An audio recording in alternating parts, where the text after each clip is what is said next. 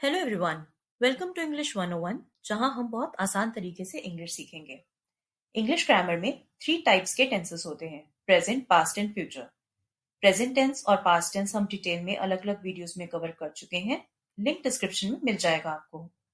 आज हम future tense को डिटेल में पढ़ेंगे। फ्यूचर टेंस तब यूज किया जाता है जब हम आने वाले वक्त की बात करते हैं, वो चाहे आने वाले अगले 5 मिनट हों, या आने वाले 5 घंटे, या आने वाले 50 साल की बात हो। प्रेजेंट एंड पास्ट टेंस की तरह फ्यूचर टेंस भी 4 टाइप्स के होते हैं: सिंपल फ्यूचर या future indefinite, future continuous, future perfect and future perfect continuous. पहले स्टार्ट करते हैं सिंपल फ्यूचर टेंस से। इसका सेंटेंस स्ट्रक्चर है subject plus will plus first form of verb. सभी सब्जेक्ट्स के साथ विल लगेगा। हम सिंपल फ्यूचर टेंस तब यूज करते हैं जब हम फ्यूचर के किसी भी टाइम में कोई काम करने की बात करते हैं। फॉर एग्जाम्पल, मैं तुम्हें कॉल करूंगा, I will call you. I subject हो गया। सब्जेक्ट के बाद आया हेल्पिंग वर्ब विल, और विल के बाद आया first form of verb call. He will complete the project by next week. वह आने वाले अगले हफ्ते तक प्रोजेक्ट पूरा कर देगा। इसका नेगेटिव सेंटेंस क्या बनेगा? He will not complete the project by next week. वह अगले हफ्ते तक प्रोजेक्ट कंप्लीट नहीं करेगा। नेगेटिव सेंटेंस का स्ट्रक्चर क्या बनेगा? Subject plus will plus not plus first form of verb. I will not call you. Affirmative यानी कि पॉजिटिव सेंटेंस बनेगा he will complete the project by next week. Negative sentence बनेगा he will not complete the project by next week. और इसका interrogative या question sentence कैसे बनेगा? Subject और विल की जगह की अदला बदली करके। Will plus subject plus first form of verb. Will he complete the project by next week? इसका आंसर अगर यस है तो आप बोलेंगे yes, he will complete the project by next week. या शॉर्ट में आप बोल सकते हैं यस ही विल। और अगर इसका आंसर नो है तो आप बोलेंगे no, he will not complete the project by next week. और शॉर्ट में नो, ही विल नॉट। इन सब सेंटेंसेस में आप ही विल की जगह हील भी बोल सकते हैं। जब हम हेल्पिंग वर्ब को शॉर्ट करके बोलते हैं उन्हें कहा जाता है कॉन्ट्रैक्शंस, मींस कॉन्ट्रैक्ट करके बोलना, छोटा करके बोलना। He'll, I'll, she's, aren't, don't, can't, ये सब एग्जाम्पल्स हैं कॉन्ट्रैक्शंस के।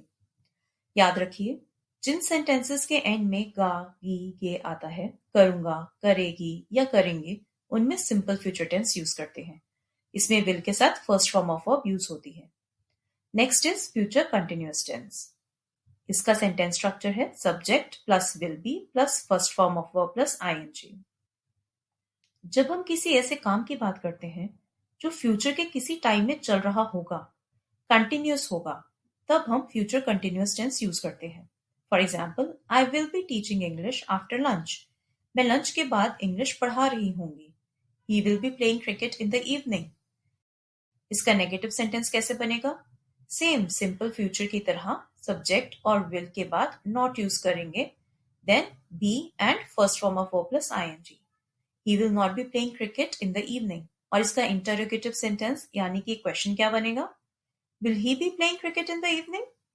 यानी कि सेम सब्जेक्ट और विल की अदला बदली होगी, बाकी सब सेम रहेगा।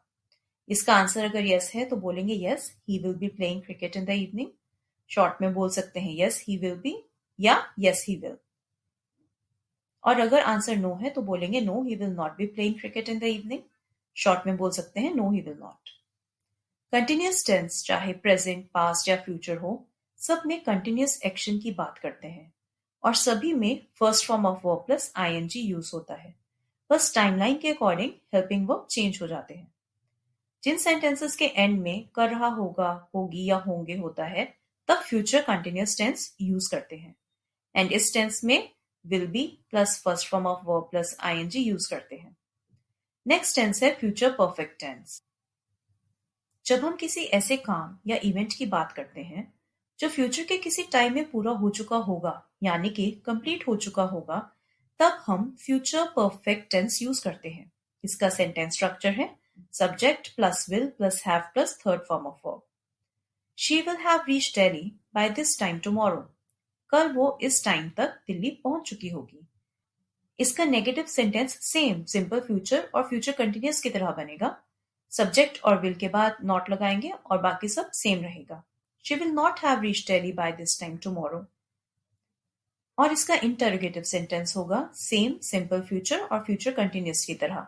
सब्जेक्ट और विल की अदला बदली होगी यहां भी। Will she have reached Delhi by this time tomorrow? Perfect tense चाहे प्रेजेंट, पास्ट या फ्यूचर हो, सब में third form of verb use होती है और तीनों टेंसेस में ही कंप्लीटेड वर्क की बात करते हैं, बस टाइमलाइन चेंज हो जाती है।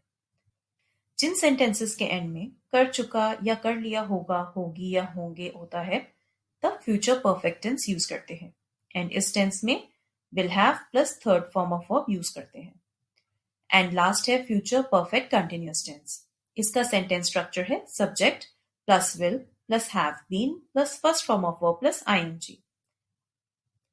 जब हम किसी ऐसे काम की बात करते हैं जिसे करते हुए हमें फ्यूचर में कुछ समय हो गया होगा, जैसे कि शाम को 5 बजे तक मुझे पढ़ाते हुए 6 घंटे हो चुके होंगे।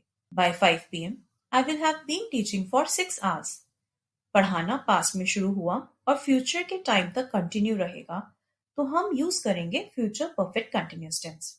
इसका नेगेटिव सेंटेंस बनेगा by 5 PM I will not have been teaching for 6 hours.